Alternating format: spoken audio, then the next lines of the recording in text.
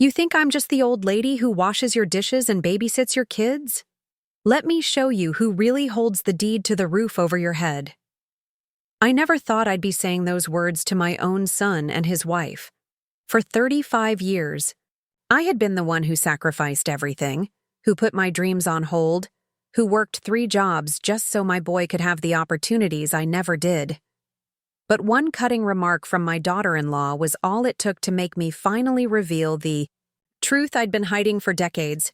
Before we jump back in, tell us where you're tuning in from, and if this story touches you, make sure you're subscribed. Because tomorrow, I've saved something extra special for you. My name is Eleanor Winters. I'm 62 years old, though. Most days, my joints remind me I'm closer to 80. I spent most of my life as a nurse at Pinewood Memorial, working 12-hour shifts that stretched into 14 and 16 hours during the worst of times. I was good at my job. Maybe too good. The hospital kept promoting me to positions with more responsibility but barely any increase in pay. Still, I took pride in what I did. Healing people, comforting them in their darkest moments, it gave my life meaning. My son Daniel was my whole world. His father left when Daniel was just 3, claiming he wasn't cut out for family life. I didn't have time to fall apart. I had a toddler who needed me to be strong. So I worked day shifts at the hospital, night shifts at the 24-hour pharmacy, and weekends at a local diner. Anything to ensure Daniel had everything he needed, and he flourished. Bright, handsome, and ambitious, he earned a scholarship to State University, where he studied business management. When he met Vanessa during his junior year, I was thrilled. She came from an educated family. Her father was a college professor. Her mother ran a successful interior design business. I hoped some of their drive would rub off on Daniel, push him to reach even higher. What I didn't anticipate was how Vanessa would slowly change my son. The warm, considerate boy I raised gradually transformed into someone who measured his worth by his paycheck and his status. Vanessa had expensive tastes, and she wasn't shy about expressing her disappointment when Daniel couldn't keep up. "You need to aim higher, Danny," she'd say, using the nickname I'd given him as a child, but somehow making it sound demeaning. My college roommate's husband just made partner at his law firm. They're building a summer home in the Hamptons. I could see the shame in Daniel's eyes, the way his shoulders would slump just slightly before he'd force a confident smile. "Just wait, babe. My promotion's coming through any day now." When they got married, I contributed every penny of my modest savings to give them the wedding Vanessa wanted. $20,000 that could have secured my retirement went to flowers that would wilt in days and a dress she'd never wear again. I didn't complain. I wanted Daniel to be happy. And if this made him happy, so be it. After the wedding, they struggled to find a place to live that met Vanessa's standards, but fit within Daniel's mid-level manager salary. That's when I made the decision that would change everything. "I have a suggestion," I told them one Sunday dinner at my small apartment. "I've been thinking about downsizing anyway. Why don't you two take my house? It's too big for just me, and it's in that neighborhood you like, Vanessa."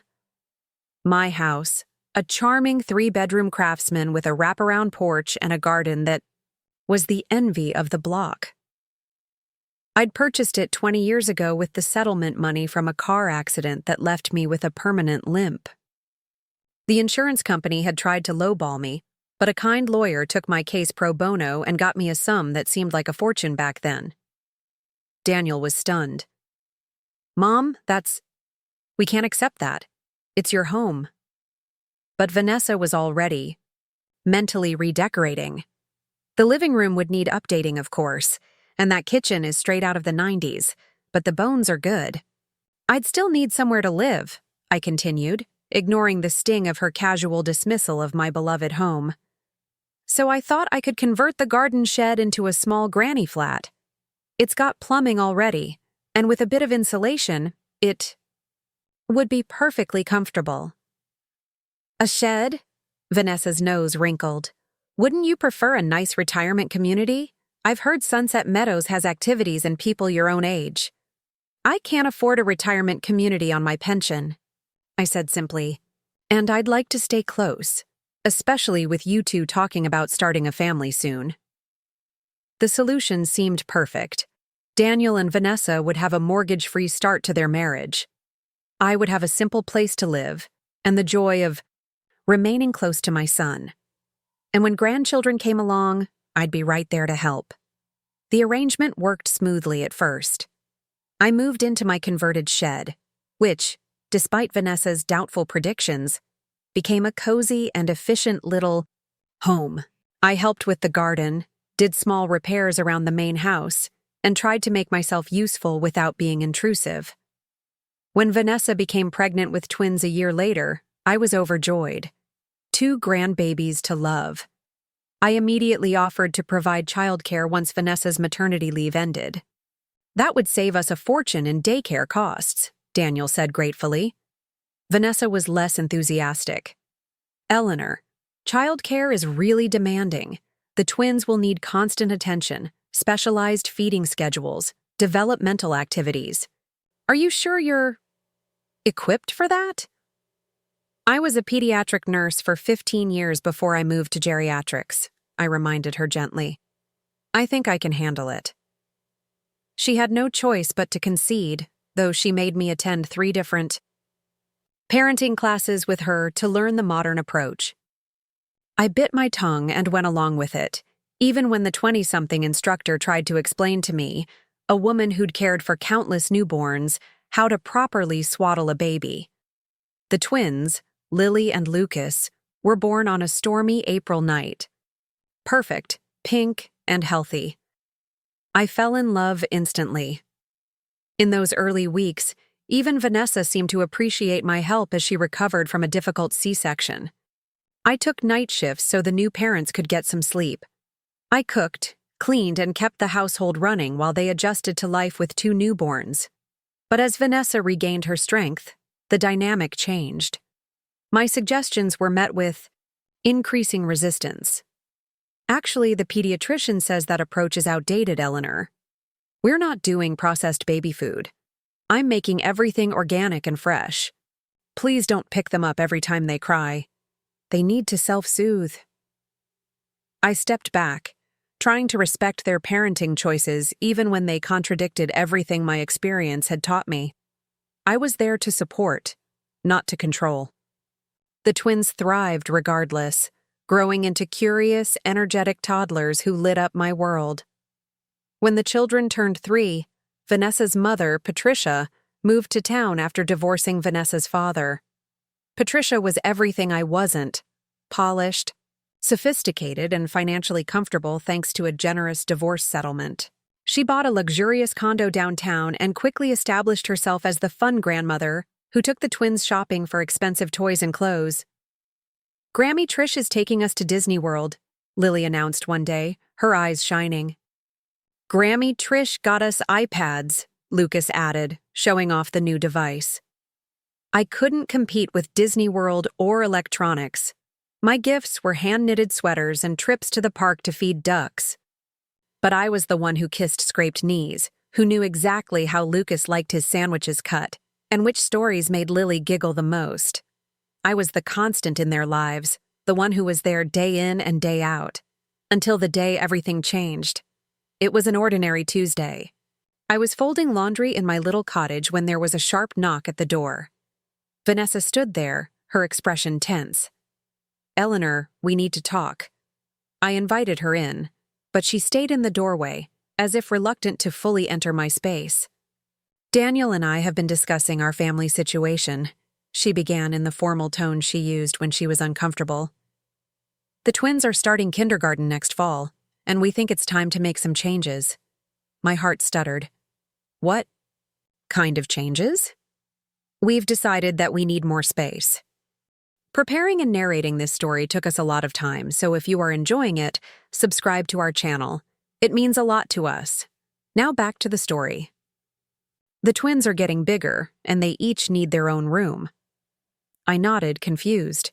The house had 3 bedrooms, the master for Daniel and Vanessa, and one for each twin. They had plenty of space. So we're thinking of converting your cottage back into a garden shed. We need the space for a proper playroom and home office. The floor seemed to shift beneath me. I see. And where am I supposed to live? Vanessa's smile was thin. That's what I wanted to discuss. We've looked into several senior living communities. There's a nice one about 20 minutes away that has an opening next month. It's subsidized, so it would work with your budget. You want me to move to a retirement home? Leave my garden, the twins, all of this? It's not like you'd never see us, Vanessa said, a note of impatience creeping into her voice. We'd visit, of course, and you'd have people your own age around. Activities. It would be better for you. Better for me, or better for her? This is my home, Vanessa.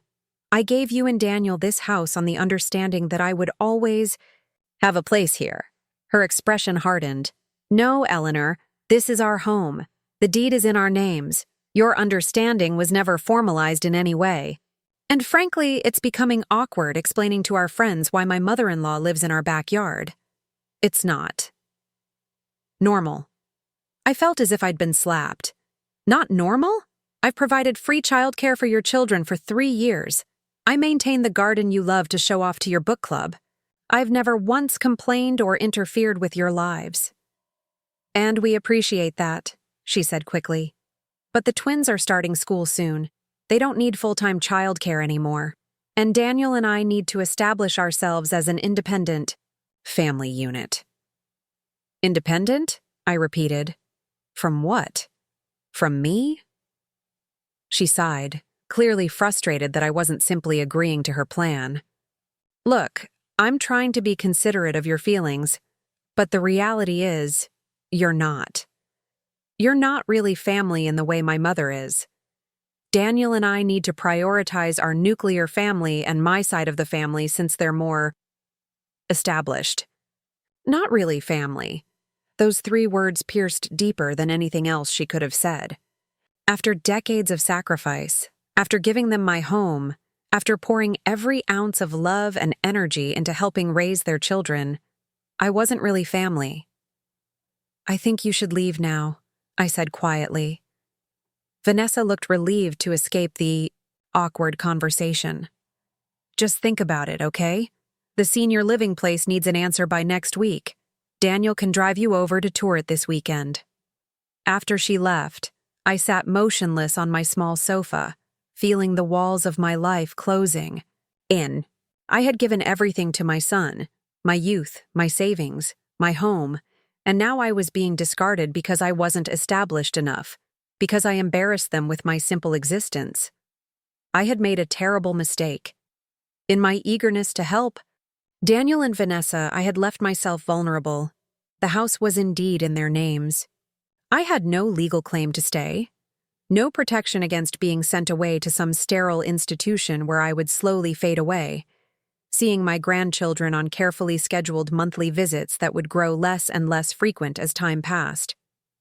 What would happen to me there when my small pension ran out? Would I be forced to take some menial job just to afford the extras like decent meals or new clothes? Would Daniel and Vanessa even notice or care if I struggled? For the first time in my life, real anger began to burn inside me. Not the fleeting irritation that passes quickly, but a deep, smoldering rage at the injustice of it all. I had been a good mother, a loving grandmother. I had given until there was almost nothing left to give. Almost. There was one thing I had never told Daniel or Vanessa. One card I had kept close to my chest all these years. One truth that would change everything. I picked up my phone and dialed a number I rarely used. James, it's Eleanor Winters. Yes, it's been a while. I need your professional assistance with something. How soon can we meet? James Wilson had been a patient of mine 20 years ago. A promising young lawyer who'd developed pneumonia during a particularly brutal flu season. I'd stayed by his side through the worst of it, advocating for him when the overworked doctors wanted to discharge him too soon. He'd given me his card afterward, telling me to call if I ever needed legal help. I'd kept it all these years, tucked away in my Bible. We met the next morning at his downtown office. He'd done well for himself. Corner office, impressive view, silver at his temples that hadn't been there when I'd known him. "Mrs. Winters, it's wonderful to see you again." He greeted me warmly, coming around his desk to take my hands in his. "You look exactly the same." "Liar," I said with a small smile. "But a kind one." He laughed and gestured for me to sit. "Now, what can I help you with today?" I took a deep breath and began to explain my situation. The house, the arrangement with Daniel and Vanessa, and now their plan to remove me from my home and place me in a facility. James listened intently, his expression growing more troubled as I continued. When I finished, he leaned forward. "That's a difficult situation, Mrs. Winters. Unfortunately, if the house is indeed in their names with no formal agreement about your living arrangement, they do have the legal right to ask you to leave." My heart sank, even though I'd expected this answer. "However," he continued, "before we discuss options, I need to ask, is there anything else about this property or your arrangement with your son that might be relevant? Any other agreements, verbal or otherwise?" This was the moment, the secret I'd kept for so long. "There is one thing," I said slowly. "The house isn't actually in their names. Not completely." James raised an eyebrow. "What do you mean?" "When I gave Daniel and Vanessa the house, I did transfer the deed to them. But I had a separate legal document drawn up first. A quiet title deed that I never recorded. It stipulates that while they have occupancy rights, the underlying ownership remains with me. I have the right to reclaim full ownership with 30 days' notice." James sat back, clearly surprised. "That's quite unusual. May I ask why you arranged it this way?" I twisted my wedding ring, a simple gold band I still wore despite being widowed for decades. Call it a mother's intuition. I wanted Daniel to have a secure start in life, but I also needed to protect myself. I never planned to execute the quiet title unless something went catastrophically wrong. I met his eyes. I'd say being kicked out of my own home and told I'm not real family qualifies as catastrophically wrong. James nodded slowly. "Do you have this document with you?" I reached into my handbag and withdrew a sealed envelope, yellowed slightly with age. Inside was the quiet title deed, signed and notarized all those years ago. James examined it carefully, then looked up with a professional smile. "This appears to be in order. If you wish to proceed with reclaiming ownership of the property, we can file this immediately. Your son and daughter-in-law would have 30 days to vacate." "No," I said firmly. "I don't want them to vacate. I want them to understand what family really means. Can you draw up a proper lease agreement instead? One that establishes my permanent right to live in the cottage, specifies that they cannot alter or remove it without my consent, and sets a nominal rent for their use of the main house, say $1 per year?" James looked at me with newfound respect. "You're not looking to punish them." "They're still my family, even if I'm not theirs," I said simply. "I just want to be secure in my home and treated with dignity. And perhaps they need to learn that kindness shouldn't be mistaken for weakness." "I can have those documents prepared by tomorrow," James promised. "And Mrs. Winters, for what it's worth, I think you're handling this with remarkable grace." I left his office feeling lighter than I had in years. The power to determine my own fate had been in my hands all along. I had simply chosen not to use it. That evening, Daniel came to my cottage, clearly sent by Vanessa to follow up on their eviction plan. "Mom, did Vanessa talk to you about Sunset Meadows? They have an apartment opening up next month that would be perfect for you." I gestured for him to sit at my small kitchen table. "I'm not moving to Sunset Meadows, Daniel." He sighed, running a hand through his hair, a gesture so like his father it made my heart ache. "Mom, be reasonable. We need the space, and you'd be better off somewhere with people your own age and proper facilities." "This is my home," I said calmly. I'm not leaving. Frustration flashed across his face. Mom, I know this is hard, but legally, this is our property now. We can't have you living in a shed in our backyard indefinitely. Actually, I said, my voice steady, legally, this is still my property. Always has been. Daniel stared at me, confusion replacing frustration. What are you talking about? You signed the house over to us when we got married. I gave you occupancy rights, not ownership. I retained the underlying title. He shook his head, disbelieving. That's not possible. We have the deed. You have a conditional deed, I corrected him. I'm meeting with my lawyer tomorrow to draw up a formal lease agreement. You and Vanessa are welcome to continue living in the main house, but my cottage stays as is, and I stay with it. Your lawyer? Daniel's voice rose. Since when do you have a lawyer, and why would you trick us like this? I didn't trick you, Daniel. I protected myself while still giving you a tremendous gift. A gift you and Vanessa are now trying to take back by sending me away. Because we need the space, he insisted. The twins are growing up and I'm in the way, I finished for him.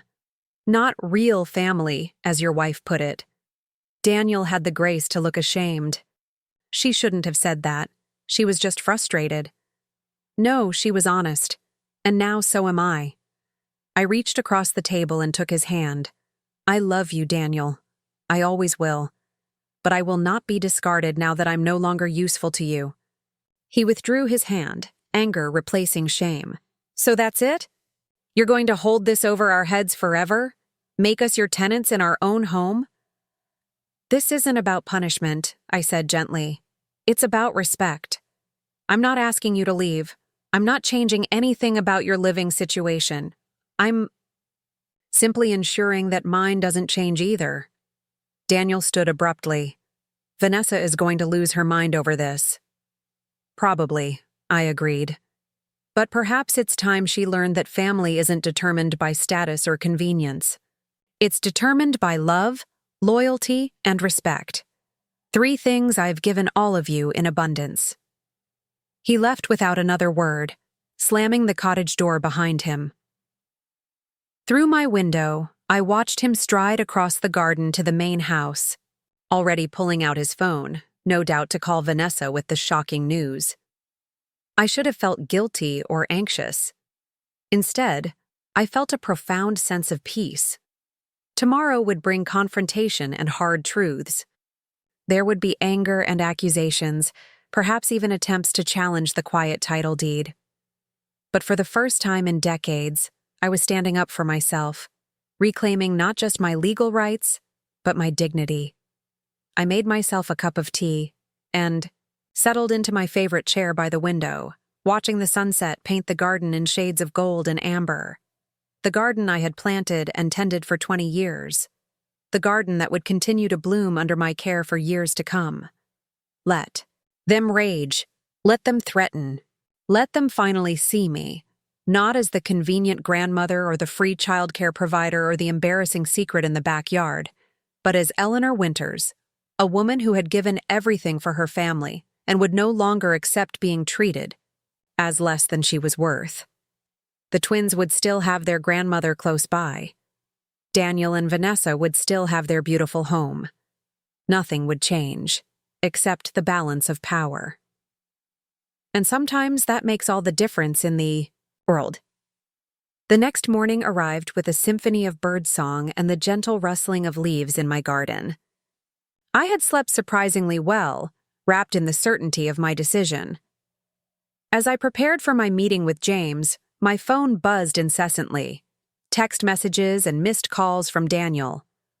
I silenced it and slipped it into my purse. Whatever storm was brewing at the main house would have to wait. James had prepared the documents with impressive efficiency. The lease agreement established my irrevocable right to occupy the cottage for the remainder of my life, specified that the structure could not be altered or removed without my written consent, and formalized my continued ownership of the entire property while granting Daniel and Vanessa occupancy rights to the main house. contingent on respecting my residence and paying the symbolic rent of $1 annually. This should address all your concerns, James said, sliding the documents across his polished desk. It's generous but firm.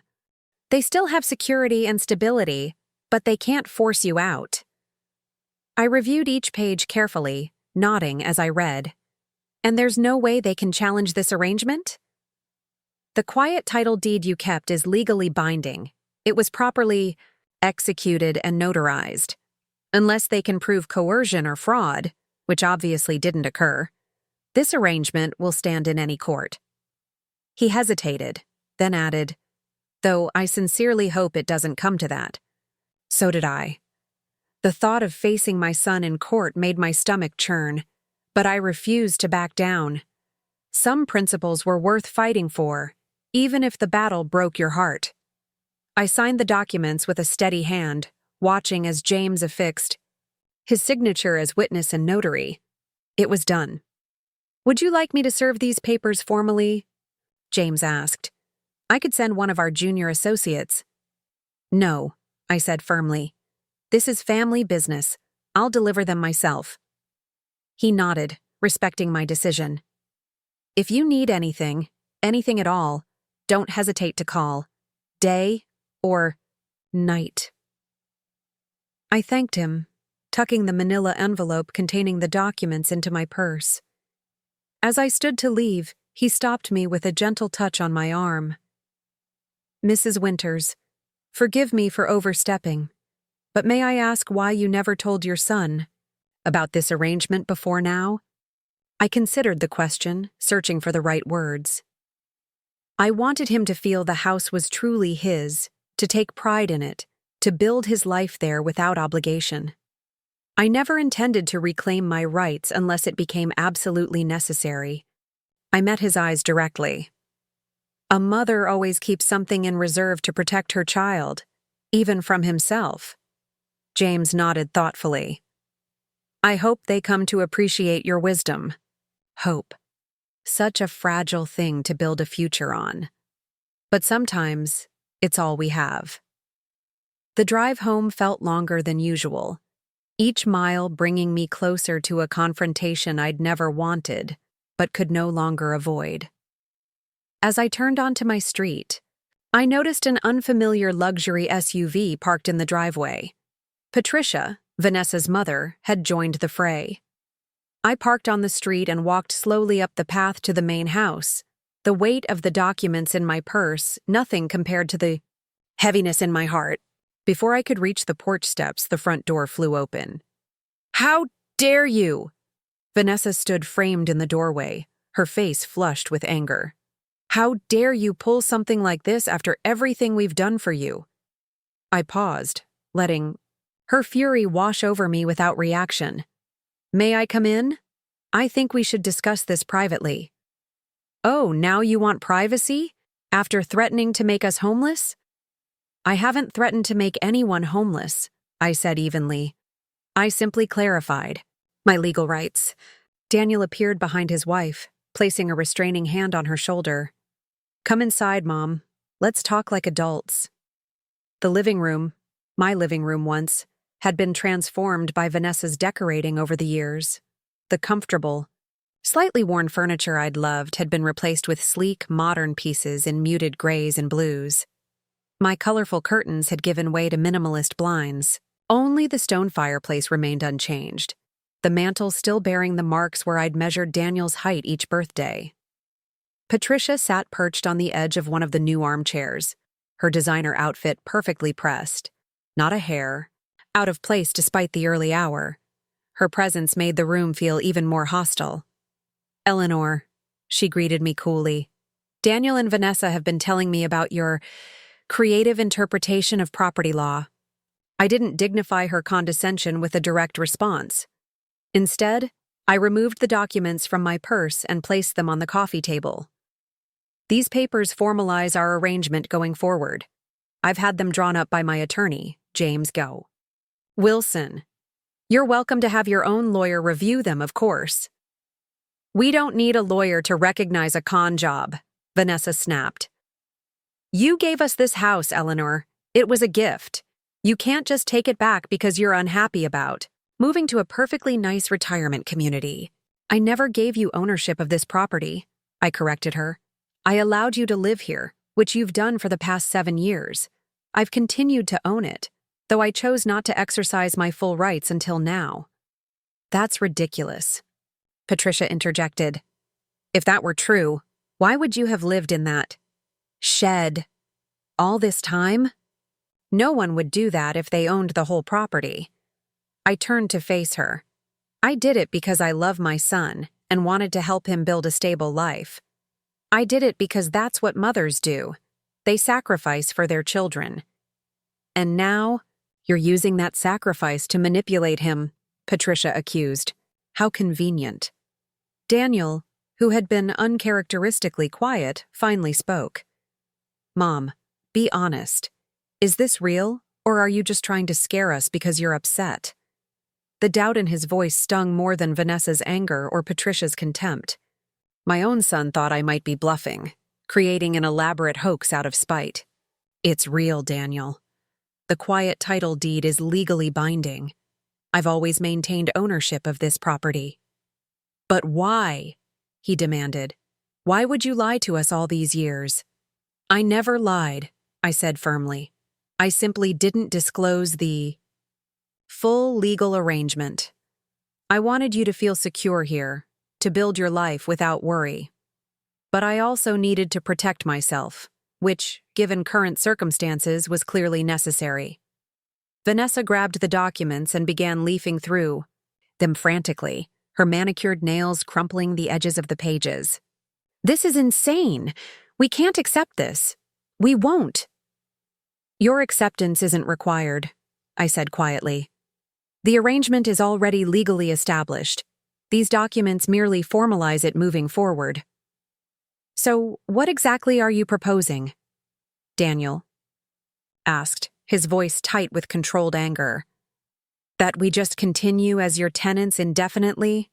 I'm proposing that nothing changes, except your plans to evict me from my cottage. You continue living in the main house.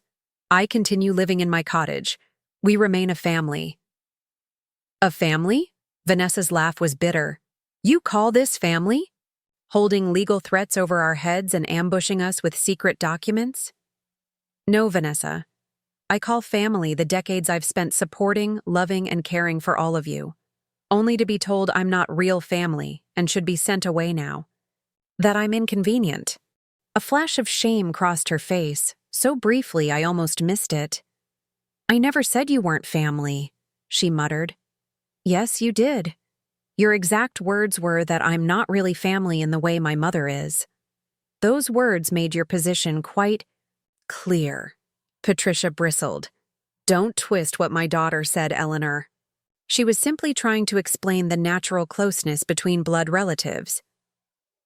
And yet I've been the one here every day, I pointed out. I've been the one caring for the twins, maintaining the garden, supporting this household in countless ways. If that's not family, then what is? Daniel moved to the window, staring out at the yard where the twins were playing, blissfully unaware of the tension inside. So what happens now? Do we just pretend none of this happened and go back to normal? That depends on you, I said honestly. I'm not asking you to leave. I'm not changing our living arrangements. I'm simply establishing that I have the right to remain in my cottage and on this property. What happens next is up to you. We could fight this, Vanessa suggested, turning to Daniel. We could get a lawyer, challenge the quiet title deed. On what grounds? I asked calmly. The deed is legitimate. It was properly executed and notarized. James has already assured me it will stand up to any legal challenge. You tricked us, Vanessa insisted. No, I protected myself while still being generous. There's a difference. Daniel turned back from the window, his expression unreadable. I need time to think about this. We all do. Of course, I agreed, standing up. Review the documents. Consult your own attorney if you wish, but understand that my decision is final. I will not be moving to Sunset Meadows or any other facility. My home is here, with my family, whether you consider me real family or not. I walked out without waiting for a response, my head high despite the ache in my heart. As I crossed the garden toward my cottage, I heard the twins call out to me, "Grandma Ellie, come see our fairy house." Lily and Lucas stood by the flower bed, their faces bright with innocent enthusiasm. They had arranged stones, twigs, and flower petals into an elaborate structure that only a child's imagination could transform into a dwelling for magical beings. "It's beautiful," I told them, crouching down despite the protest from my knees. "The fairies will be delighted."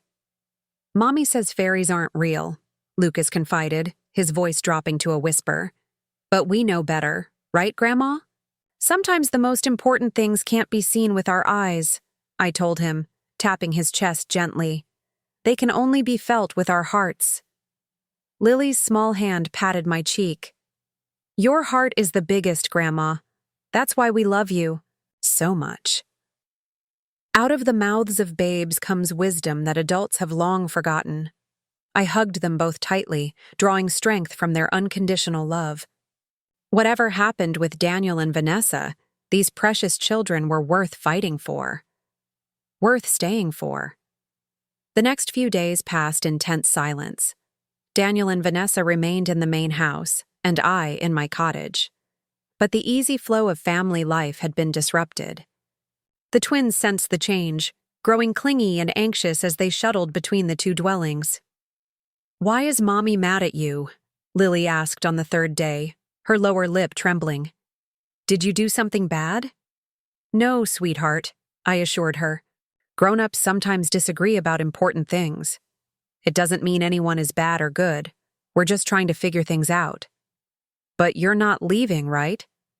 Lucas demanded, his small fingers gripping my sleeve with surprising strength.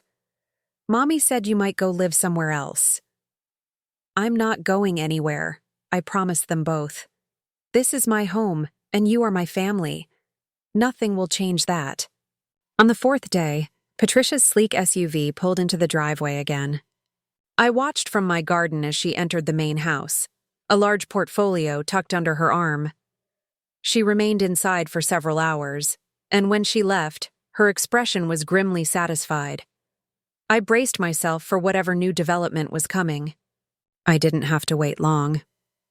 That evening, Daniel knocked on my cottage door.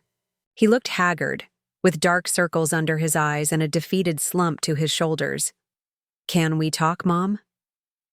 I invited him in, setting out cups of chamomile tea as we sat at my small kitchen table. He wrapped his hands around the mug but didn't drink.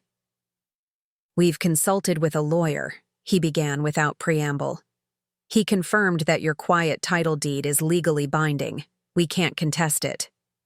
I nodded, unsurprised. "I wasn't trying to trick you, Daniel. I just needed to protect myself." "I understand that now," he admitted reluctantly. "But it still feels like a betrayal, like you never fully trusted me." "It wasn't about trust. It was about prudence. I'm a woman who has spent her life taking care of others. I needed to ensure I wouldn't be left vulnerable in my later years." He sipped his tea, wincing slightly at the heat. "Vanessa and her mother have come up with a proposal. They think we should sell the property." My heart stuttered. "Sell it? This is our home." "They argue that if we sell, we can split the proceeds. You would have enough to buy a smaller place of your own, and we could find a larger home in a different neighborhood." His tone made it clear this wasn't his idea. "Patricia has offered to handle the sale through her real estate connections to maximize the value." Of course she had. Patricia would never miss an opportunity to assert control and come out ahead. "And what do you think about this plan?" I asked my son. He stared into his tea as if it might contain the right answer. I think. I'm tired of being caught in the middle, between you and Vanessa, between what I owe you and what I owe my wife and children." "You don't owe me anything, Daniel." His head snapped up, eyes suddenly fierce. I owe you everything, Mom. My whole life. And that's part of the problem. Vanessa resents it. She feels like your shadow has always loomed over our marriage, like she's competing with this saint who sacrificed everything. The revelation stunned me. I had never intended to be a burden or a source of resentment. I had only wanted to help, to give Daniel the advantages I never had. I never meant to cast a shadow over your marriage. I know that, he said, his anger deflating as quickly as it had flared. But it doesn't change how Vanessa feels, or how I feel when I'm torn between my mother and my wife. We sat in silence for a long moment, the only sound the gentle ticking of the clock on my wall. I won't sell my home, Daniel, I finally said. This garden, this cottage, this property, they're part of me, part of us. The twins have grown up here. Their history is here, just as yours is. He closed his eyes briefly, looking both relieved and defeated. I thought you'd say that. What will you do now? He shrugged helplessly. I don't know. Vanessa is furious. She feels trapped. Patricia is pushing for legal action, even though our lawyer says it would be futile. And what do you want, Daniel? Not what Vanessa wants. Not what Patricia wants. Not even what I want. What do you want? He looked startled by the question, as if no one had thought to ask him that in a very long time. I want peace. I want my family to be whole again. I want to stop feeling like I have to choose sides. Then don't, I said simply. Tell Vanessa and Patricia that this is your home, and I am your mother, and neither of those things is changing. Stand up for what you believe is right, not what's expedient or what will buy temporary peace. He nodded slowly, a spark of something like resolve kindling in his eyes. I'll talk to them tomorrow. Try to make them understand. After he left, I sat for a long time with my cooling tea, wondering if I had done the right thing. Pushing Daniel to stand up to Vanessa and Patricia might only deepen the rift. But standing by while they pressured him into selling our family home wasn't an option either. The next morning, I was weeding my vegetable patch when a shadow fell across the soil. I looked up to find Vanessa standing over me, her arms crossed tightly across her chest. Daniel says you won't consider selling, she said without greeting. I sat back on my heels, brushing soil from my gardening gloves. That's right. Even though it would solve everyone's problems? Her voice held a note of incredulity, as if she couldn't fathom why anyone would refuse such a reasonable solution. It would solve your problems, I corrected her. Not mine. What exactly are your problems, Eleanor? You'd have enough money to buy a nice little condo. You wouldn't need to worry about maintaining this place as you get older. I gestured, around me at the thriving garden. This isn't a burden to me, Vanessa. It's my joy, my purpose, my home. She scoffed. It's dirt and plants. You can have a potted plant on a balcony. Her dismissal of something so central to my identity crystallized everything that had gone wrong between us. Vanessa had never tried to understand me, to see the world through my eyes. She had only ever evaluated me based on what I could provide: childcare, housekeeping, a free place to live. Sit down, Vanessa, I said, pointing to the small iron bench nearby. Please. She hesitated, glancing down at her pristine white capri pants, but surprisingly complied. I want to tell you a story, I began, removing my gardening gloves. When I was a little girl, my family lived in a series of rental apartments. We moved every year or two when the rent increased or the building changed owners. I never had a place that felt permanent, never had a yard where I could plant something and watch it grow. Vanessa's expression remained impassive, but she didn't interrupt. When I finally bought this house, after years of saving, it wasn't just a building to me.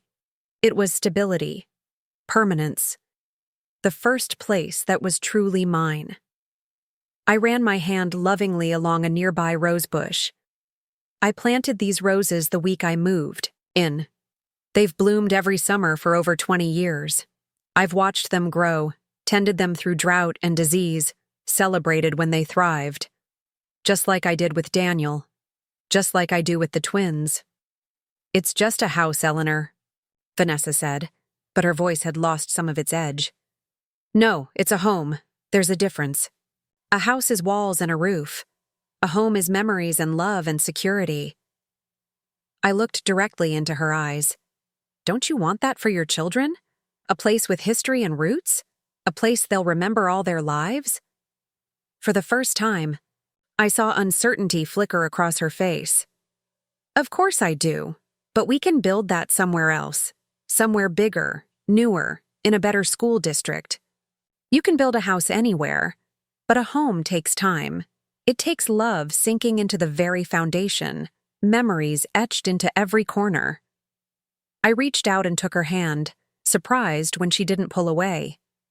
Lily and Lucas love it here. They love their fairy garden and the treehouse Daniel built them. They love knowing that their father grew up in the same rooms where they sleep. There's value in that. Value that can't be measured in square footage or property assessments. Vanessa withdrew her hand, but gently. You make it sound so simple. But it's not just about the house anymore. It's about trust.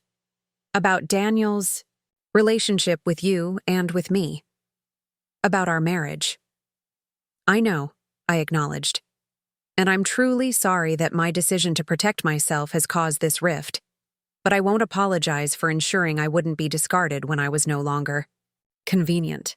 She flinched at my words. I never meant to suggest. You did, Vanessa. Perhaps not in those exact words, but the message was clear. I was useful when the twins were babies and needed constant care. I was useful when you wanted a house without a mortgage. But now that your needs have changed, I've become an inconvenience to be moved elsewhere. She stood abruptly, brushing invisible dirt from her pants. You've made your position clear, and apparently so has Daniel. We'll be staying, since we have no choice. But don't expect things to go back to how they were. As she walked away, I called after her, all I expect is to be treated with the respect I've earned after a lifetime of giving. Is that really too much to ask? She didn't answer, disappearing into the main house without looking back. That evening, I heard raised voices from the main house, Vanessa and Patricia, their tones sharp with anger. Later, Patricia's SUV roared out of the driveway with unusual aggression, gravel spraying beneath its tires. Whatever conversation had taken place, it hadn't ended well. I was preparing for bed when there was a soft knock at my door. Daniel stood, there, looking drained but somehow lighter than he had in days. May I come in for a minute? I welcomed him inside, noticing he carried a manila envelope similar to the one that had contained my legal documents. What's that? I asked, nodding toward the envelope. The deed to the house, he said, placing it on my kitchen table. The original one, where Vanessa and I are listed as owners. My heartbeat quickened. What are you planning to do with it? I want you to keep it, he said simply. Along with your quiet title deed. Both documents together, where they belong. I stared at him, confused. I don't understand. He took a deep breath. I've told Vanessa that we're not selling. We're not challenging your right to stay. And we're not involving Patricia in our family decisions anymore. How did she take it? A rueful smile crossed his face. About as well as you'd expect. There was yelling. Threats. Patricia stormed out declaring we were making the biggest mistake of our lives. And Vanessa? She's angry, hurt, feels like I've chosen you over her. He ran a hand through his hair. But something you said stuck with me, about standing up for what I believe is right, not what's expedient. And the right thing is acknowledging that this is your home as much as it is ours, that you deserve to live here for as long as you want, in the cottage you've made your own. Tears pricked at my eyes. Thank you, Daniel. Don't thank me. Mom, I should have stood up for you from the beginning. I should never have let Vanessa suggest sending you away. He looked down, shame evident in his posture. I'm sorry. So sorry. I moved to embrace him, feeling the tension in his shoulders, gradually release as I held him. We all make mistakes, Daniel. What matters is how we correct them. Vanessa will come around, he said, though his tone held more hope than certainty. She just needs time. Time heals many wounds, I agreed, and so does understanding. Perhaps one day she'll see that my insistence on staying wasn't about control or manipulation. It was about belonging. I'm going to make this right, Daniel promised. Somehow.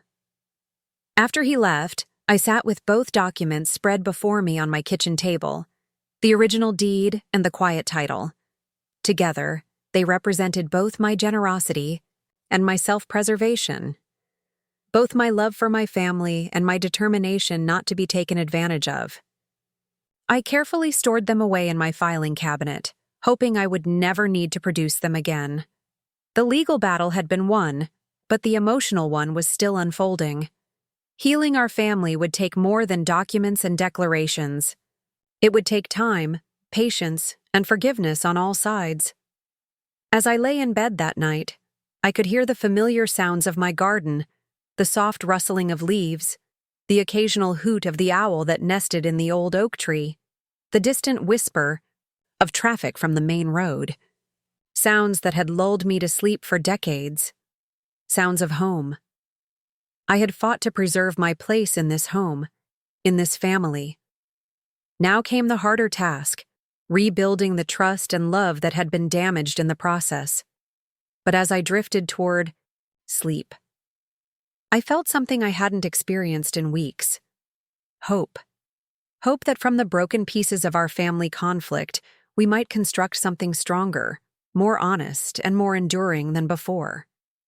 Hope that one day Vanessa would understand that family isn't defined by blood or legal documents, but by the daily acts of love and care that weave lives together across years and generations. That the woman she had dismissed as not really family had, in fact, been family in the ways that mattered most all along. Rebuilding a fractured family isn't achieved overnight. In the weeks that followed our confrontation, a wary truce settled over our shared property. Vanessa maintained a chilly politeness whenever our paths crossed, her words measured, her smiles tight. Daniel tried valiantly to bridge the gap, organizing family dinners that often dissolved into strained silence or superficial conversation about the weather or the twins' school activities. The twins, however, remained blissfully resilient. They continued to bounce between the main house and my cottage with the unaffected joy of children, bringing light into both homes. Lily would appear at my door in the mornings, clutching her favorite storybook, while Lucas often dragged his dinosaur collection over in the afternoons. Their presence was both a comfort and a reminder of what was at stake. Grandma Ellie, why doesn't Mommy come to your house anymore? Lily asked one rainy afternoon as we baked cookies together. She stood on a step stool at my kitchen counter, her small hands coated in flour, a smudge of dough on her cheek. Mommy is very busy, I answered carefully, and sometimes grown-ups need time to sort out their feelings. Is she mad at you? Children have a piercing clarity that cuts through adult pretense. I considered how to respond honestly without undermining Vanessa's relationship with her daughter. Mommy and I had a disagreement, I explained, but that doesn't mean we don't care about each other. Sometimes people who care about each other still disagree. Lily nodded solemnly, absorbing this information with the seriousness only a 5-year-old can muster. I think she's being silly. Everybody loves Grandma Ellie. My heart swelled with love for this precious child. And Grandma Ellie loves everybody, especially you and Lucas. And Daddy and Mommy too? Yes, sweetheart. Daddy and Mommy too. It wasn't a lie. Despite everything, I did love Vanessa. Not with the uncomplicated devotion I felt for Daniel. Or the twins, but with the complex affection of someone who recognized her as an essential part of our family tapestry. She was the mother of my grandchildren, the wife of my son.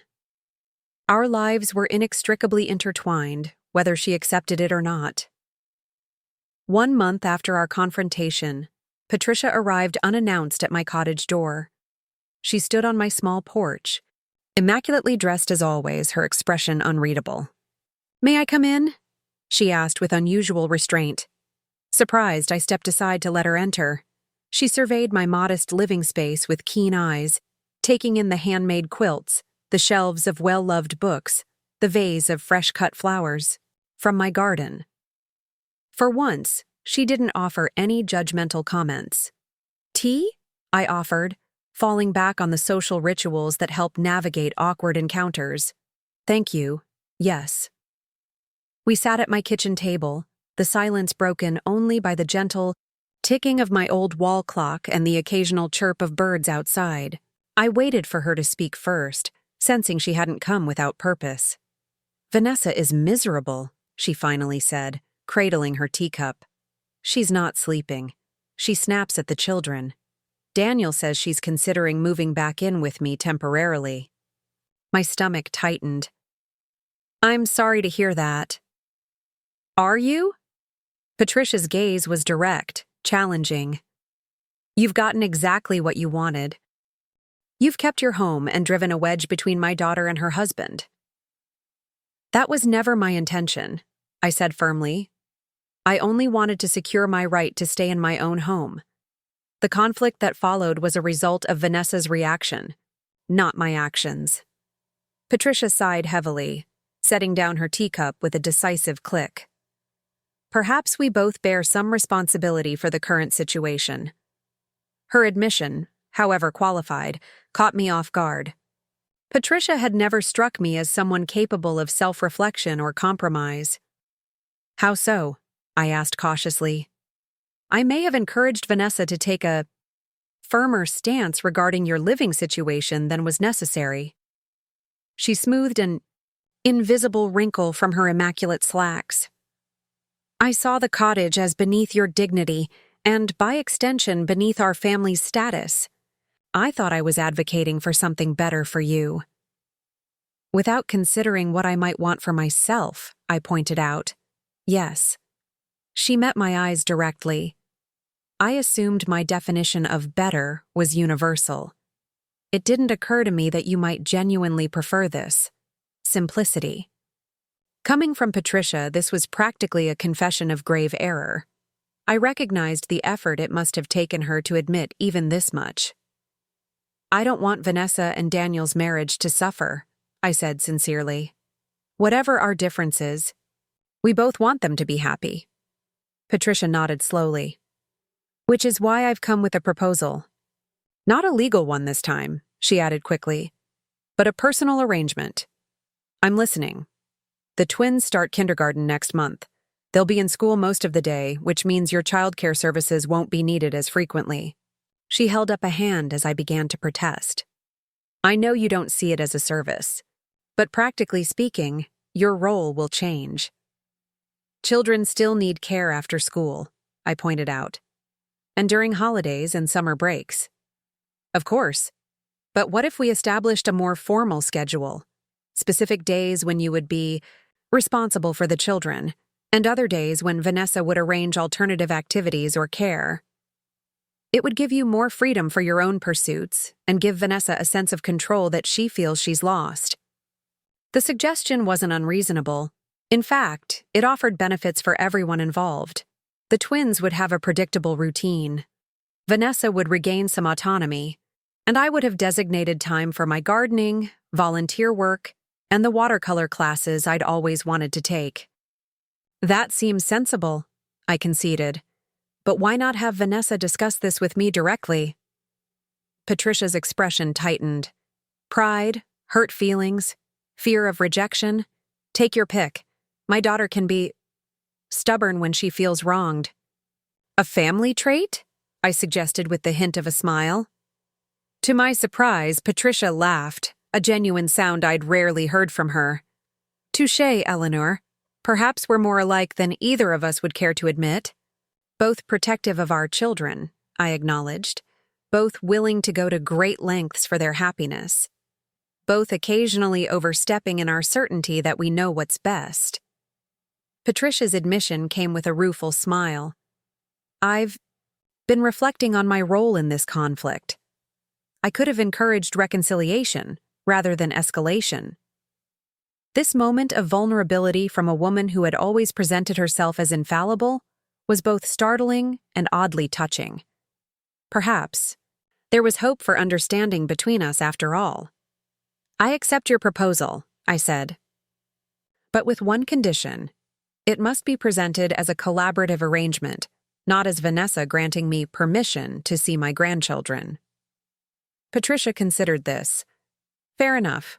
I'll speak with Vanessa and suggest that the three of us, you, Vanessa, and Daniel, sit down together to work out a schedule that benefits everyone, especially the twins. As she rose to leave, she paused, glancing around my cottage once more. You've made this place quite charming, she admitted. I can see why you're attached to it. Coming from Patricia, this was high praise indeed. Thank you for coming, I said sincerely. It couldn't have been easy. Necessity often drives us to uncomfortable places, she replied, ever practical. But sometimes those places offer unexpected insights.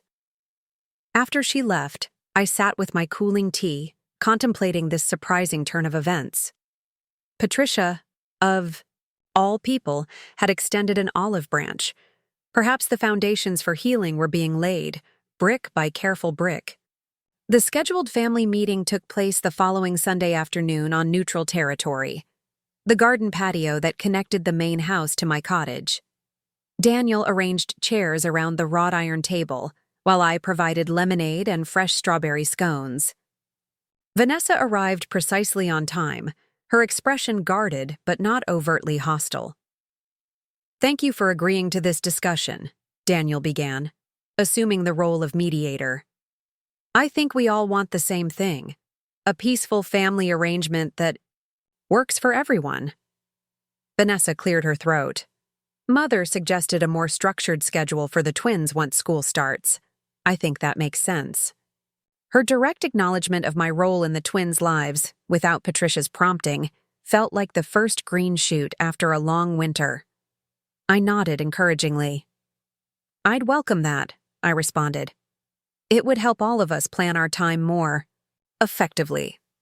We spent the next hour mapping out a weekly schedule, designating which days I would collect the twins from school and which days Vanessa would arrange alternative activities or playdates. We discussed holiday arrangements, birthday celebrations, and the practical logistics of shared childcare. Throughout the conversation, the tension gradually eased. When Lucas darted into the garden to show us a caterpillar he'd discovered, all three of us shared a spontaneous laugh at his wide-eyed excitement. For that brief moment, we were simply a family again, united in our love for these remarkable children. As we concluded our discussion, Vanessa surprised me by asking, "Would you be willing to teach Lily how to make those strawberry scones? She talks about them constantly." "I'd love to," I replied, trying not to reveal how deeply this small gesture affected me. "Perhaps next weekend, if she'd like." "She would." Vanessa hesitated, then added, "So would I, actually.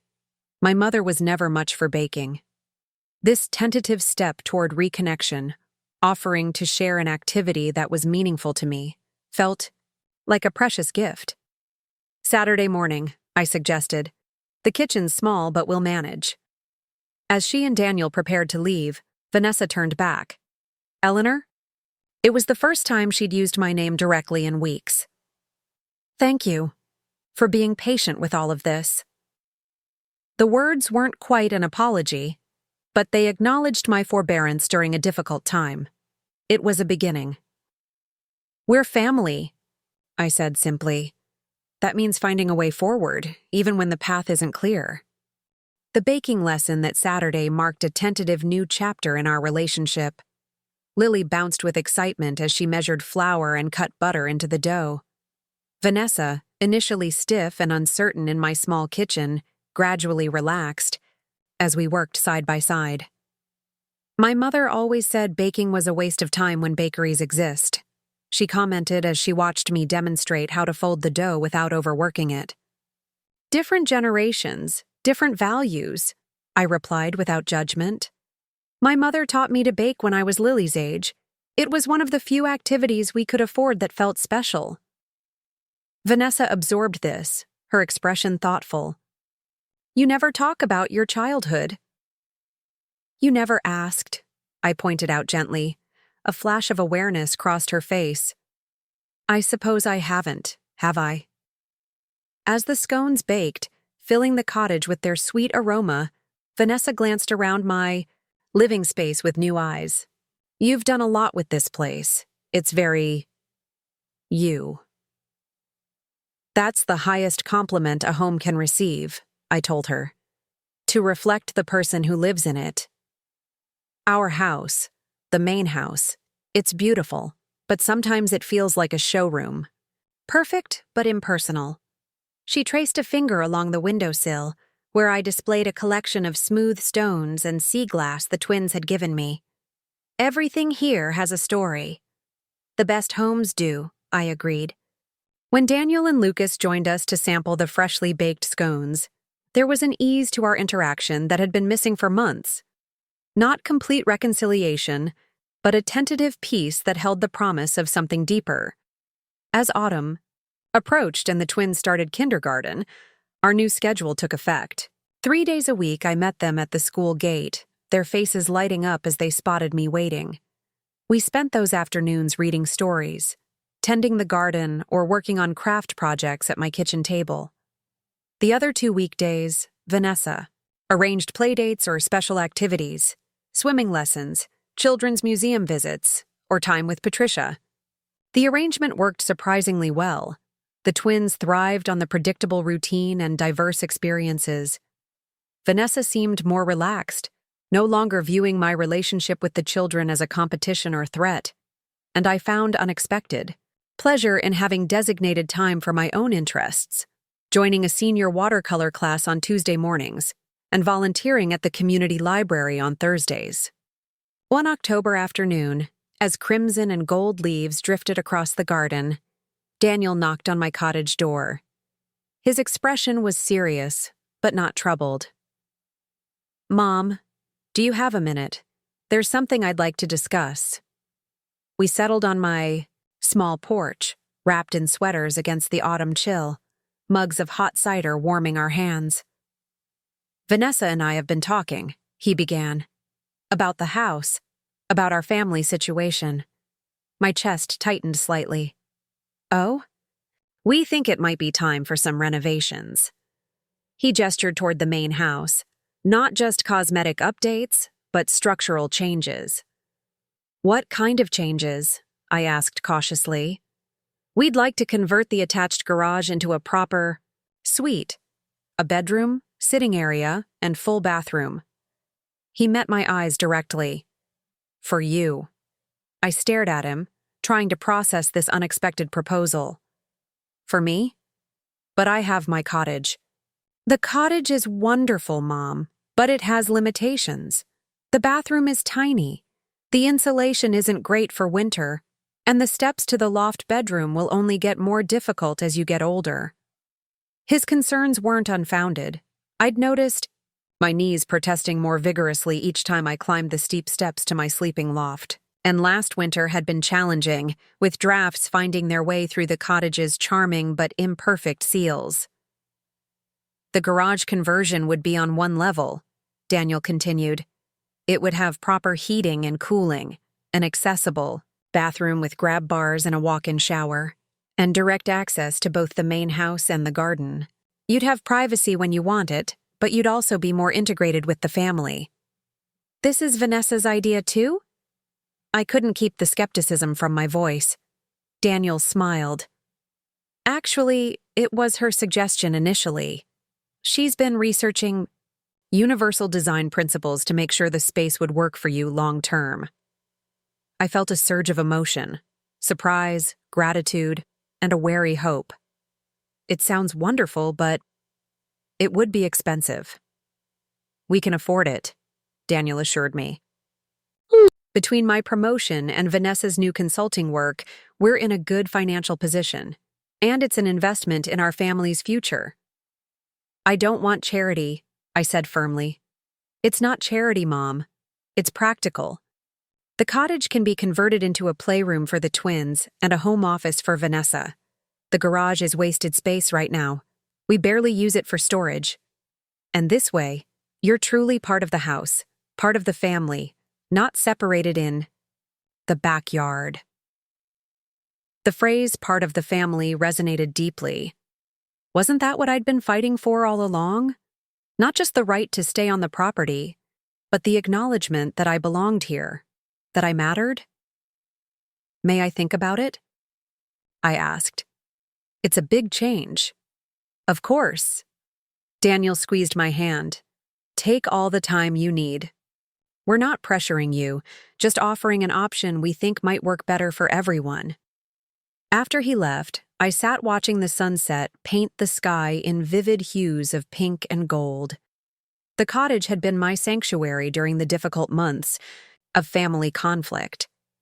It represented my independence, my stand against being dismissed. But it was also a physical manifestation of the separation between myself and my family, a separation I had never wanted. A proper suite in the main house would bring practical benefits, certainly, but more importantly, it would symbolize a new chapter in our family story, one where I was welcomed rather than merely tolerated, integrated rather than segregated. The next morning, I walked through my cottage with fresh eyes, noting its limitations, as well as its charms. The bathroom was indeed cramped, the loft stairs increasingly challenging. The main house's convenient garage entrance was just steps from the kitchen where family meals were prepared and shared. When Vanessa came to collect the twins that afternoon, I invited her in for tea, something that would have been unthinkable just months before. Daniel told me about the garage conversion idea, I said as we sat at my kitchen table.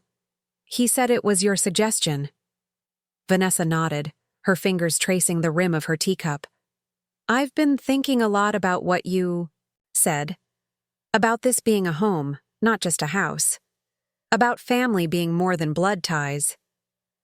And I realized I've been working so hard to create the perfect life, the perfect family, that I missed what was already here. She looked up, meeting my eyes directly. You're part of this family, Eleanor. You always have been. The garage.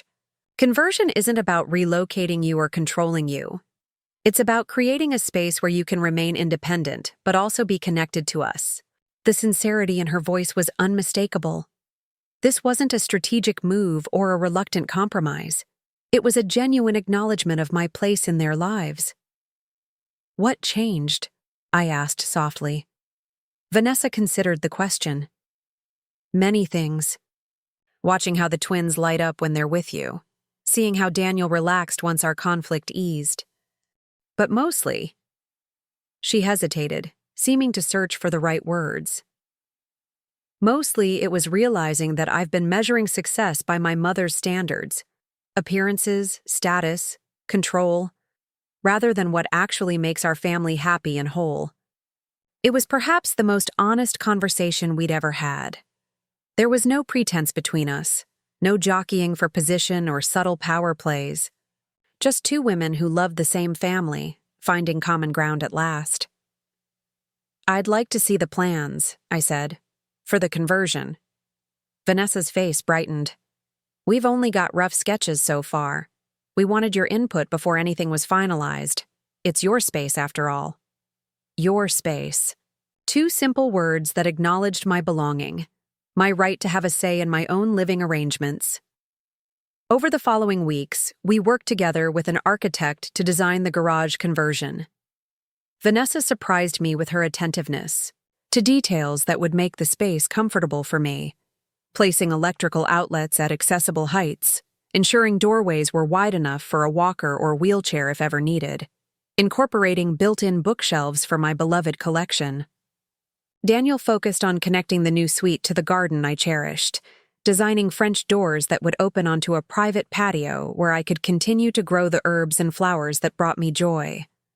The twins contributed by drawing pictures of Grandma's new room, complete with rainbow curtains and a special space for their sleepovers. Construction began in November.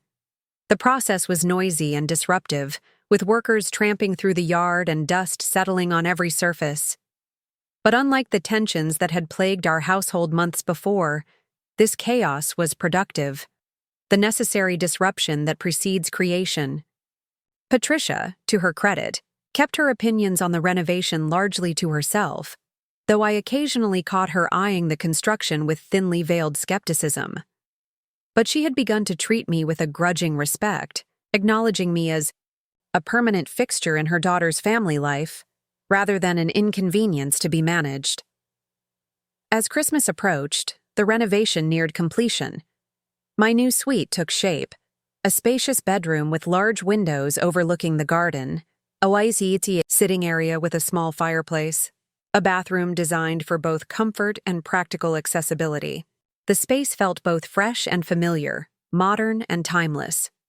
One evening, as a light snow dusted the garden, transforming it into a winter wonderland, Daniel, Vanessa, and the twins appeared at my cottage door. Lily clutched a small wrapped package, while Lucas held a flowering plant in a decorative pot. "We have something for you," Daniel announced, his eyes twinkling with excitement. They led me across the garden to the main house and around to the newly constructed entrance to my suite. A festive red ribbon stretched across the doorway. "It's finished early," Vanessa explained, beaming with pride. "We wanted to surprise you before Christmas." Lily thrust her package into my hands. "Open it, Grandma." Inside was a beautiful brass key on a hand-beaded keychain that Lily had clearly made herself, with Grandma's place spelled out in colorful letters. "For your very own door," she explained solemnly. "And this is for your windowsill," Lucas added, carefully presenting the potted plant, a Christmas cactus in full bloom, its brilliant magenta flowers cascading over the edges of the pot. "So you'll always have flowers, even in winter," he explained. Tears welled in my eyes as Daniel cut the ribbon and Vanessa opened the door with a flourish. "Welcome to your new home, Eleanor." I stepped inside, marveling at the transformation. The space was more beautiful than I had imagined. Warm, inviting, and thoughtfully designed. My favorite quilt was already draped over the reading chair. My books lined the built-in shelves. Family photos, including several new ones I'd never seen, adorned the walls. "We moved some of your things over," Daniel explained. "Just the essentials for now. You can decide what else you want to bring from the cottage. And what you might want new," Vanessa added. "We thought maybe a proper bed instead of that futon, and perhaps a more comfortable reading chair." I turned slowly, taking in every detail of this space that had been created with such care and consideration. The practical amenities were impressive, but what moved me most deeply were the personal touches, the knowledge that my family had thought about what would make this space feel like mine. "It's perfect," I said softly. "Absolutely perfect." "So you'll move in?" Lily asked anxiously. "Before Christmas?" I knelt down to her level, though my knees protested. "Yes, sweetheart. I'll move in before Christmas." "And the cottage can be our playhouse?" Lucas confirmed, his eyes wide with excitement. "Eventually," Daniel interjected. "First we need to convert it properly. But yes, that's the plan." As the twins explored the new space, exclaiming over every feature, Vanessa moved to stand beside me. "This isn't just about practicality," she said quietly. "It's about making things right. About acknowledging that you belong here, with us, as part of this family." I squeezed her hand in silent gratitude. "This means more than I can say." "I know." She hesitated, then added, "I'm sorry for what I said before, about you not being real family. I was wrong." The apology, offered freely and sincerely, was the final piece falling into place. "Thank you," I said simply. "That means everything." Later that evening, after the twins had been tucked into bed, I sat in my new reading chair, watching snowflakes dance beyond the window. The Christmas cactus bloomed brightly on the sill, a splash of color against the winter white. In the distance, I could see my cottage, still standing, still part of our shared landscape, but no longer my only claim to belonging. The battle over who owned the house had never really been about property or legal rights. It had been about being valued, about having my place in the family acknowledged and respected. Now, in this beautiful new space that bridged independence and connection, I had found something far more precious than ownership. I had found home. Spring arrived with an exuberance that matched my lightened spirit. My new suite in the converted garage had become a sanctuary that balanced privacy with connection. French doors opened directly onto my personal garden patch, where crocuses and daffodils now pushed through the thawing soil. Inside, the space reflected both my history and this new chapter: family photographs alongside fresh watercolors from my Tuesday morning class, treasured quilts draped over modern, accessible furniture. The transition hadn't been without adjustments. After decades of independent living, I now shared walls with my son's family. Their morning routines, the twins' excited chatter, Daniel's off-key shower singing, Vanessa's coffee grinder, filtered through in muffled waves. But rather than feeling intrusive, these sounds had become a comforting reminder that I was part of a living, breathing family unit. Every Wednesday and Friday afternoon, I still met the twins at the school gate. Now, instead of trudging across the garden to my cottage in all weather, we simply entered through my private entrance, dropped their backpacks by the door, and settled at my small dining table for snacks and homework. On particularly beautiful days, we took advantage of my patio, spreading their papers on the wrought iron table while birds serenaded us from nearby branches. "Ms. Jenkins says I have the neatest handwriting in class," Lily announced one Friday, carefully forming each letter in her spelling workbook. "She said it looks like a grown-up wrote it." "That's because you practice so diligently," I praised, noting how her perfectionist tendencies manifested even in her penmanship. Lucas, sprawled on the patio stones with his math worksheet, was less concerned with presentation. "I finished all my subtraction problems," he declared, scrawling the final answer with flourish. "Can we plant the sunflower seeds now?" "Let me check your work first," I said, reaching for his paper. Math came easily to Lucas, but his enthusiasm sometimes led to careless errors. As we transitioned from homework to gardening, planting tall, sunflower varieties along the fence, I marveled at how our relationship had evolved beyond the fraught days of legal battles and family tension. The twins no longer asked why Mommy was mad at Grandma. Now they simply accepted the rhythm of our blended household, some days with me, some with Vanessa, some with Patricia, who had gradually softened her sharp edges, at least where the children were concerned. Just as we finished watering the newly planted seeds, the gate from the front yard swung open. "Perfect timing," Daniel called, his arms laden with grocery bags.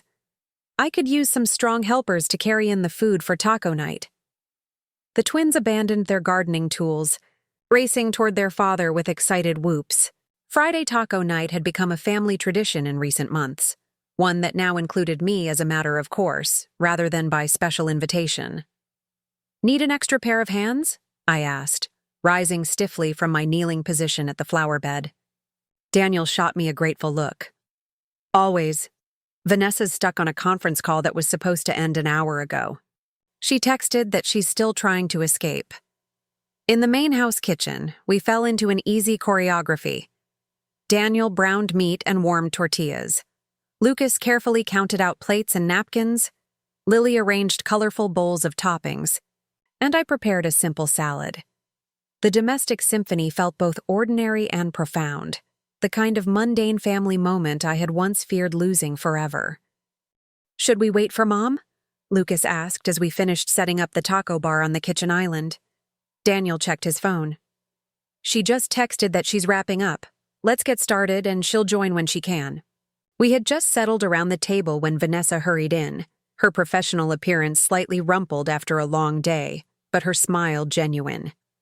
Sorry, she apologized, dropping her laptop bag on a side chair and washing her hands. At the sink. Client crisis. The Houston project launch got moved up by 3 weeks and everyone's panicking. Your expertise is in high demand, Daniel said supportively. We're just glad you made it. As Vanessa joined us, accepting the plate of tacos I passed her way, she caught my eye with a tired but appreciative smile. Thanks for helping with dinner. And the kids' homework, I assume? All finished and packed away, I assured her. Lucas has made impressive progress with subtraction. And my handwriting is the best in class, Lily added, not wanting her accomplishments overlooked. Is that right? Vanessa leaned over to plant a kiss on her daughter's head. Well done, sweetie. The conversation flowed naturally as we ate.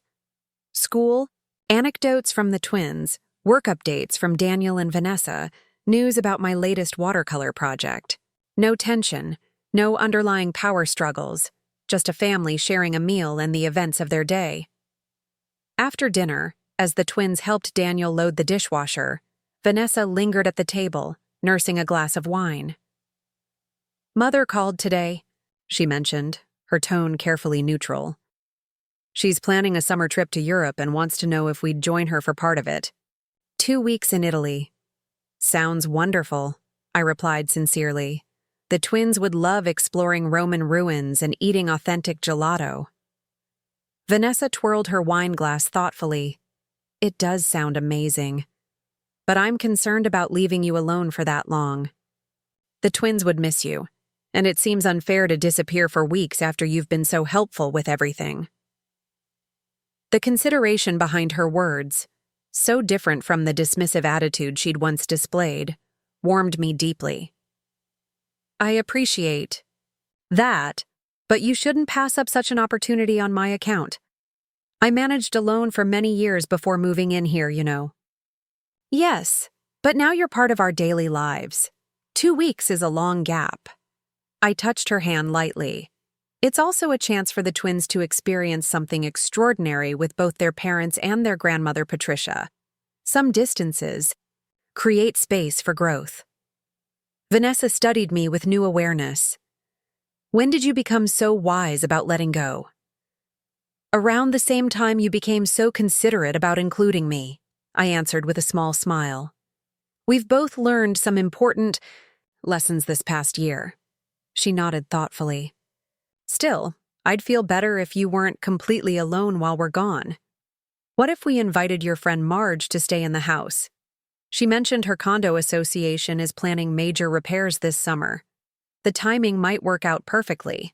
Marge, my closest friend from my nursing days, had become a regular visitor since I'd moved into my new suite. She and Vanessa had developed an unexpected rapport during these visits, bonding over their shared interest in art history. That's actually a lovely idea, I acknowledged. I'll speak with her about it. Good. And of course, we'll FaceTime every day so the twins can share their adventures with you. This thoughtful planning for my well-being and inclusion, even in their absence, represented a profound shift in our relationship. A year ago, Vanessa might have viewed a family vacation as a welcome break from my presence. Now she genuinely considered how I would fit into their plans. Later that evening, as I settled into my reading chair with a novel, a soft knock sounded at my door. Vanessa stood on the threshold, holding a glossy travel brochure. I thought you might want to look through this, she explained as I invited her in. Mother sent over all the details of the Italy trip. The villa she's rented in Tuscany has the most incredible gardens, right up your alley. I accepted the brochure, noting the stunning photographs of terraced vineyards and flower-filled courtyards. It looks magnificent. The twins will be beside themselves with excitement. Vanessa sat on the edge of my sofa, her fingers fidgeting. Slightly. A telltale sign she had something on her mind beyond Italian villas. I waited patiently, turning pages of the brochure while giving her space to gather her thoughts. "I've been thinking about our journey this past year," she finally said, "about how differently things could have turned out." "How so?" "If you hadn't stood your ground. If you hadn't had that quiet title deed." Her gaze met mine directly. "If Daniel hadn't found the courage to stand up to me and Mother." I set the brochure aside, giving her my full attention. "We all made choices that led us here. Some better than others, but all part of the path." "My choices weren't admirable," she admitted, a rare moment of vulnerability from a woman who typically projected confidence and control. "I was so focused on what I thought our family should look like, on appearances, on meeting Mother's expectations, that I lost sight of what actually makes a family strong. Which is respect, consideration, making room for different perspectives." She gestured around my suite. "Understanding that success isn't measured by square footage or status, but by how we treat each other." Her self-awareness touched me deeply. "You've come a long way from suggesting I move to Sunset Meadows." A flush of embarrassment colored her cheeks. "God, I was awful, wasn't I? Dismissing everything you'd done for us, treating you like an inconvenience to be managed, rather than family to be cherished." "We all have moments we're not proud of," I said gently. "What matters is how we grow from them." Vanessa nodded, then reached into her pocket and withdrew a small velvet box. "I brought you something. It's not exactly a peace offering. We're well past that stage, I hope, but more of an acknowledgement." She placed the box in my hand. Inside was a delicate silver pendant, an intricate tree of life design, with tiny gemstones nestled among the branches. "The blue stones are the twins' birthstone," she explained. "The amber one is Daniel's. The pearl is mine." She pointed to a deep green stone at the center of the tree. "And that's yours, emerald for May. All of us, connected in one family." Tears welled in my eyes as I lifted the pendant from its velvet nest. The thoughtfulness of the gift, not just a generic piece of jewelry, but a meaningful symbol of our interconnected lives, moved me beyond words. "It's beautiful," I managed finally. "Thank you, Vanessa. I wanted you to have something tangible, to remind you that no matter what struggles we've been through, no matter what distances might separate us, like our upcoming trip, you are an essential part of this family." She reached out to squeeze my hand. Not like family, not almost family, actual, irreplaceable family. The words healed something deep within me, a wound inflicted the day she had declared me not really family in the way my mother is. That dismissal had cut more deeply than any threat of eviction, striking at my very identity as Daniel's mother and the twins' grandmother. "Would you help me put it on?" I asked, holding out the necklace. Vanessa moved behind my chair, carefully, fastening the clasp around my neck. The pendant settled against my collarbone, its weight slight but significant. "Perfect," she said, coming around to see how it looked. "It suits you." "I'll treasure it always," I told her sincerely. "And I'll wear it while you're in Italy, to keep all of you close to my heart." Our conversation shifted to lighter topics then.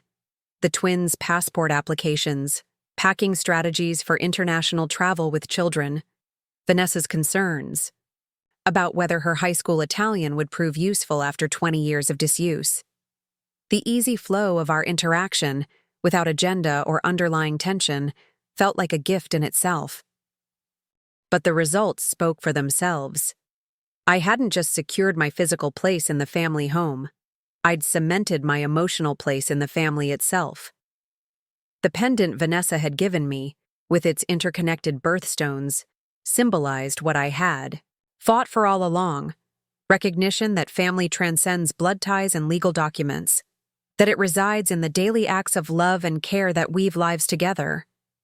That evening, as the twins came to say goodnight, Their excitement about our upcoming shared adventure bubbled over in a stream of questions.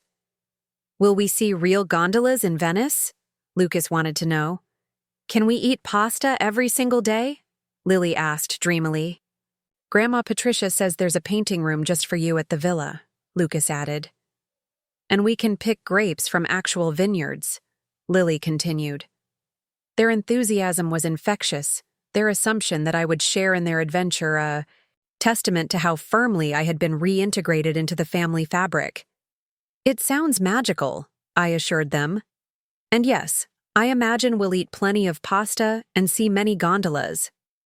As they snuggled against me on the sofa, their small bodies warm and trusting, I felt a profound sense of rightness. This was what I had fought for. Not just a place to live, but a place to belong. Not just legal rights, but emotional connection. Not just existence within a family structure, but meaningful participation in a family's life. Grandma Ellie? Lily's voice was drowsy as she leaned against my shoulder. Yes, sweetheart? I'm glad you live with us now instead of in the cottage. It's better having you close. Me too, Lucas agreed, yawning widely. And I'm super glad you're coming to Italy. Grandma Patricia has a big house, but she doesn't know how to make cookies or find roly-poly bugs like you do. Their innocent assessment of the relative merits of their grandmothers made me smile. In their world, both Patricia and I had valuable roles to play, neither superior nor inferior, just different. Different grandmas bring different gifts, I told them, echoing what I'd said to Patricia earlier. That's what makes having two of us so special. After Daniel collected the drowsy twins for bedtime, I found myself reflecting on how the concept of ownership had evolved throughout our family's journey. What had begun as a battle over who legally owned the house had transformed into a deeper exploration of belonging, of claiming one's rightful place not through documents but through love and mutual respect. In the end, I hadn't needed to assert my legal ownership of the property to secure my place in the family. I had simply needed to insist on the respect I deserved, to refuse to be marginalized or dismissed. The quiet title deed had been a tool, not an end in itself, a means of opening a difficult but necessary conversation about value, dignity, and belonging. As I prepared for bed, my hand rose instinctively to touch the family tree pendant resting against my collarbone. Each stone represented a beloved family member, all connected through the branches of our shared life. No court document, no legal declaration could create what we had built together through the painful but ultimately healing process of conflict, resolution, and reconciliation. Tomorrow would bring new challenges, new growth opportunities, new moments of joy and connection. But tonight, I rested in the certainty that I had found my way home, not to a building or a property, but to the beating heart of a family where I was truly, finally, undeniably welcome. The Italian sun cast golden light across the Tuscan hills. As our rental van wound its way up the cypress-lined drive toward the villa. After 16 hours of travel, planes, trains, and automobiles, even the twins' boundless energy had dimmed to quiet awe as they pressed their faces against the windows, absorbing their first glimpse of the European countryside. "It looks like a painting," Lily whispered, her eyes wide as she took in the terracotta roof tiles and weathered stone walls of our destination. Patricia sat in the front passenger seat, uncharacteristically relaxed in linen pants and a loose blouse, her usually perfect coiffure slightly tousled by the breeze from the open window. "Wait until you see the gardens," she told Lily. "They've been cultivated for over 200 years. The villa exceeded even the glossy brochure's promises. Perched on a hillside overlooking vineyards and olive groves, the centuries-old stone building exuded a timeless elegance that no modern luxury could replicate. Climbing roses framed arched doorways, lavender scented the air, and in the distance, a stone fountain trickled musically in a courtyard. "Your rooms are in the east wing," our host explained as he led us through the cool interior. "Signora Patricia specifically requested that arrangement for the best morning light." Patricia caught my surprised glance and shrugged slightly. I remembered your preference for painting in morning light, she explained quietly. The east wing overlooks both the olive groves and the formal gardens. This thoughtful consideration, noticing and remembering something important to me, highlighted the remarkable evolution in our relationship. From antagonists to cautious allies, we had found common ground in our shared love for Daniel and the twins. My suite in the villa mirrored the elegant simplicity of the entire property. Terracotta floors, whitewashed walls, antique wooden furniture softened by age. True to Patricia's promise, a small alcove had been set up as a painting space, complete with a north-facing window, a sturdy easel, and a table for supplies. I hope it meets your needs, Patricia said from the doorway, as I explored the thoughtfully arranged nook. The local art shop in the village can provide any additional materials you might require. It's perfect, I assured her, genuinely moved by the effort she'd made. Thank you for thinking of this. She nodded briskly, not quite comfortable. With gratitude. Dinner will be served in the courtyard at 7. The cook has prepared a traditional Tuscan welcome feast. After she departed, I unpacked my watercolors and arranged them on the work table, feeling an almost giddy sense of anticipation. This Italian sojourn represented more than a vacation. It symbolized my complete reintegration into the family. Not as an appendage or an afterthought, but as an essential participant in creating family memories. The villa's courtyard transformed into an enchanted setting for dinner. String lights twinkled overhead, candles flickered on the long wooden table, and the fragrance of rosemary and garlic wafted from platters of roasted meats and vegetables. The twins, refreshed after short naps, marveled at every detail. The terracotta dinnerware, the hand-blown glass water carafes, the elderly cook who pinched their cheeks and called them bellissimi bambini. This is the best spaghetti in the eye. Whole world, Lucas declared, twirling pasta around his fork with unexpected dexterity. It's not spaghetti, it's pappardelle, Vanessa corrected gently. And yes, it's absolutely delicious. Patricia, seated at the head of the table, raised, her wine glass in a toast. To family adventures, she said, her gaze sweeping inclusively around the table, deliberately pausing to meet my eyes. May this be the first of many. As we clinked glasses, sparkling water for the twins, I felt a wave of contentment wash over me. The journey that had begun with such pain and conflict had led us here, to this beautiful moment of harmony. Not perfect, not without its lingering tensions and adjustments, but genuine in its warmth. The days that followed established a pleasant rhythm. Mornings began with breakfast in the courtyard, fresh fruit, warm pastries, strong Italian coffee. Then we would venture out to explore the region's treasures, the medieval walled town of San Gimignano one day, the magnificent Duomo in Florence the next, the enchanting canals of Venice later in the week. True to their nature, both Patricia and Vanessa approached these excursions with meticulous planning. Guidebooks tabbed, tickets purchased in advance, restaurant reservations secured. I contributed in different ways, packing small sketchbooks and colored pencils to keep the twins engaged during museum visits, carrying tissues for gelato sticky fingers, noticing when little legs grew tired and suggesting timely breaks in shady piazzas. Daniel thrived in this balanced family dynamic, no longer torn between competing maternal influences. He photographed everything, the twins feeding pigeons in St. Mark's Square, Vanessa studying a Botticelli at the Uffizi, Patricia haggling with a silk vendor in a Florentine market, me sketching a centuries-old olive tree on the villa's grounds. His camera captured not just the iconic sights, but the intimate moments that defined our shared experience. One particularly memorable afternoon, we visited a small family-owned vineyard near the villa. While Patricia and Vanessa participated in a guided wine tasting, Daniel and I took the twins to explore the property's ancient olive grove. Lucas discovered a family of lizards basking on a stone wall, while Lily collected fallen olive leaves to press in her travel journal. This is nice, isn't it? Daniel remarked as we sat on a stone bench watching the twins play. All of us together like this. Very nice, I agreed, squinting against the golden afternoon light. Better than I could have imagined a year ago. He nodded, a shadow of remembered tension briefly crossing his face. I'm sorry it took such a conflict to get us here, Mom. I should have stood up for you sooner.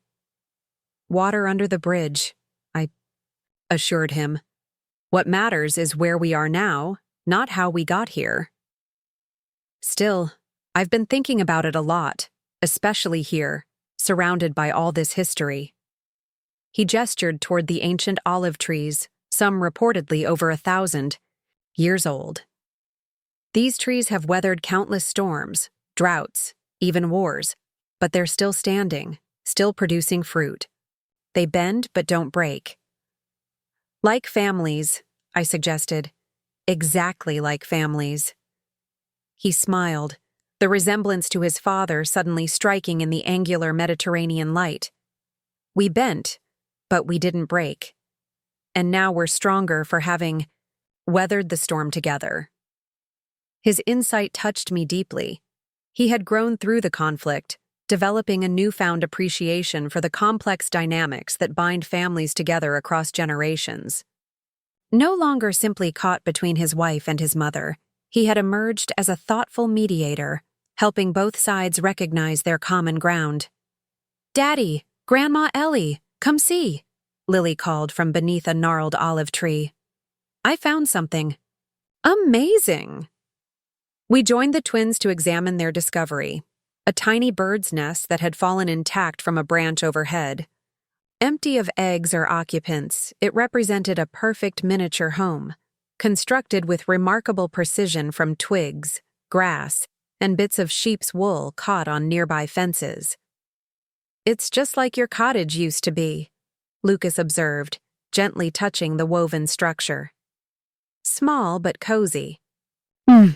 "And now the birds have probably moved to a bigger home, like Grandma moved into her new rooms," Lily added, building on her brother's analogy with the boundless creativity of childhood. Daniel and I exchanged glances, both struck by the twins' innocent perspective on our family's journey. Through their eyes, the transition appeared natural and positive, a simple progression from one home to another, without the legal battles and emotional turmoil that had actually accompanied the FIO. Change. Perhaps that simplified view contained its own wisdom. In the end, wasn't that exactly what had happened?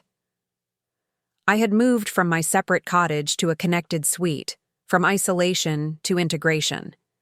The painful process between those points would fade in memory, while the positive outcome would endure. That evening, while Daniel and Vanessa took the twins for gelato in the village square, Patricia invited me to join her for aperitifs on the villa's upper terrace. The setting sun bathed the Tuscan landscape in rich amber light, transforming vineyards into flowing rivers of gold. In comfortable silence, we sipped Campari and soda, absorbing the timeless beauty spread before us. "I used to think happiness came from acquiring the right things," Patricia said suddenly, breaking the contemplative quiet. "The right address, the right car, the right social connections." I glanced at her, surprised by this philosophical turn. "And now?" "Now I'm not so sure." She swirled the ice in her glass thoughtfully. "Watching you with the twins this past week, the way they gravitate to you, the ease between you, it's made me reconsider what truly matters." "They adore you too," I pointed out. "Your knowledge, your stories, the experiences you provide them." "Yes, but it's different." Her honesty was refreshing, free from her usual defensiveness. "They come to me for adventures and gifts. They go to you for comfort and understanding. Both have value, but I'm beginning to think your contribution might be the more lasting one." The admission clearly cost her something in pride. For a woman who had built her identity around material success and social standing, acknowledging the profound value of simpler, more emotional connections represented significant growth. Perhaps the ideal is a balance of both, I suggested, gently. Adventure and comfort, excitement and security. They need what each of us brings to their lives. Patricia considered this, watching the sun sink lower behind distant hills. You're very generous, Eleanor. After everything that happened, you would have been justified in excluding me from this new family harmony. Instead, you've made space for me at the table. Holding grudges only diminishes the one who carries them, I replied. Besides, you're Vanessa's mother, the twins' grandmother. Your place at the table was never in question. She turned to face me directly, her usual imperious mask momentarily lifted to reveal genuine vulnerability. Thank you for that, and for showing me a different kind of strength than the one I've always valued. This acknowledgement that my quiet perseverance represented its own form of power felt like the closing of a circle that had begun with her dismissal of me as irrelevant to the family. We had both learned important lessons through our conflict, emerging with a deeper respect for each other's distinctive qualities. The remainder of our Italian sojourn unfolded in a series of vivid tableaux, Lucas learning to skip stones across a crystal lake in the Dolomites, Lily carefully selecting postcards to send to her kindergarten classmates, Daniel and Vanessa stealing romantic moments in ancient piazzas, Patricia surprising us all with her surprisingly fluent Italian as she charmed local shopkeepers. For my part, I filled a sketchbook with watercolor impressions, sunlight on stone walls, cypress trees silhouetted against dawn skies, the twins' faces absorbed in gelato consumption. These visual memories would sustain me long after we returned home, reminding me of this pivotal time when our reconfigured family truly found its footing. On our final evening in Italy, the villa's staff prepared a special farewell dinner in the garden.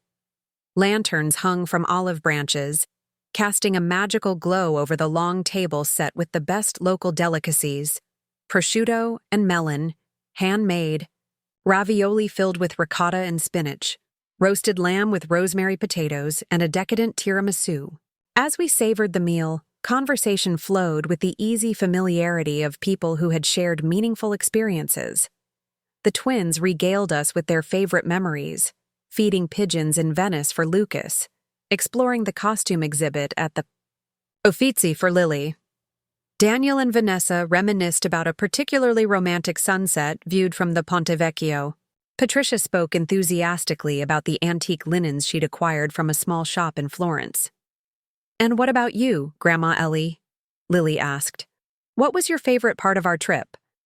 I considered the question carefully, looking around the table at these people who had journeyed with me through conflict to reconciliation, from estrangement to belonging. "This," I said simply, gesturing to encompass all of us.